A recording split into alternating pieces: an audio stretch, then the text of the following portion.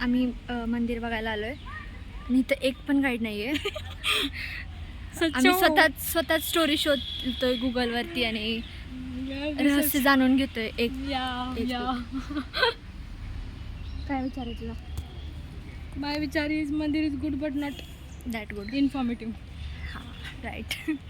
थोडीशी इन्फॉर्मेशन मिळली असतं तर बरं झालं असतं, कारण का एकतर आम्हाला काही माहीत नाही इथलं, लँग्वेज तर येतच नाही.